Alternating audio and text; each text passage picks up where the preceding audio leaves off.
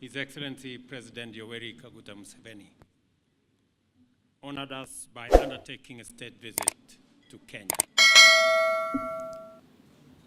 His visit underscores the profound significance we, as leaders, attach to the bilateral relations between Kenya and Uganda, and to our shared commitment to further develop and grow our relations.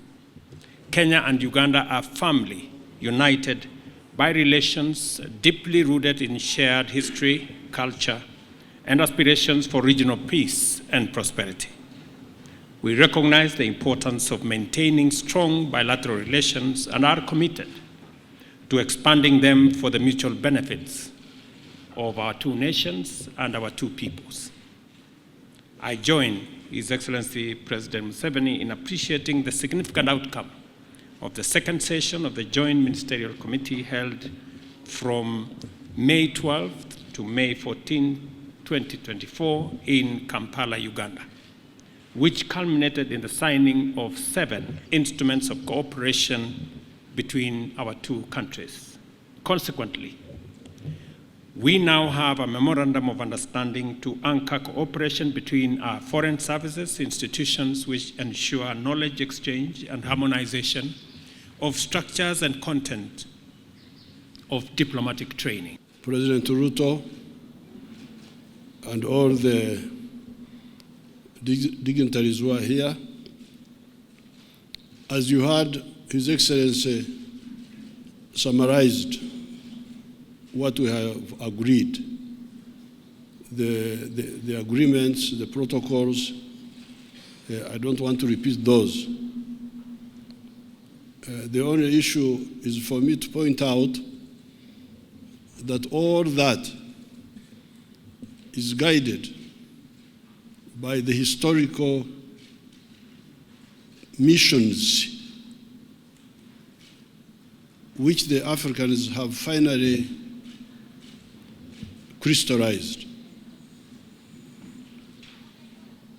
More than 60 years ago, when we got independence,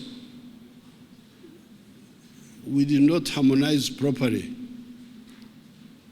on the historical mission beyond liberation. There was talk that time of uhuru na umoja, but it was not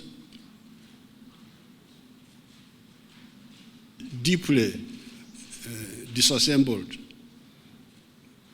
What did uhuru na umoja mean? That's why, therefore, we have lost 6 decades. And as you can see in Africa, we have got so many problems. The collapse of state authority in so many countries. This is not accidental. This is really, this was inevitable and it was predictable. This is the only way not to leave anybody behind. And to remove the irrationality. You look at Africa. Africa really is amazing. And Latin America. Because Africa is one house, one building. Now, the sitting room is another country. The bedroom is another country. The other one is another country. Now, to go from the bedroom to the outside, you must go through another country. You must go get a visa. You must get. What's this now? Uganda is part of Kenya and part of Tanzania and part of DRC, but we are in the bedroom there. You fellows here, you are in the sitting room. Now, to go out, we must know. Please, can I go? Can I come to the sitting room? It is so irrational, so irrational. So I thank His Excellency for inviting me. Please don't allow me to talk, because if you give me audience, you do so at your own risk. I can talk for ages. Thank you very much. Mzee, let me say on behalf of the people and government of Kenya, we very sincerely appreciate your undertaking this state visit as a way of consolidating the friendship and the relationship between our two countries. We are building on an already existing solid foundation between our two countries in many areas of diplomacy, of trade, of investment, people-to-people relations. And I very want to say sincerely that we don't take your coming to Kenya for granted. Africa has lost a lot of time. It's now more than 60 years since independence, and Africa still has a lot of problems. And this is because of what I mentioned to you, the philosophical, strategic, and ideological mistakes which were made by the African leaders.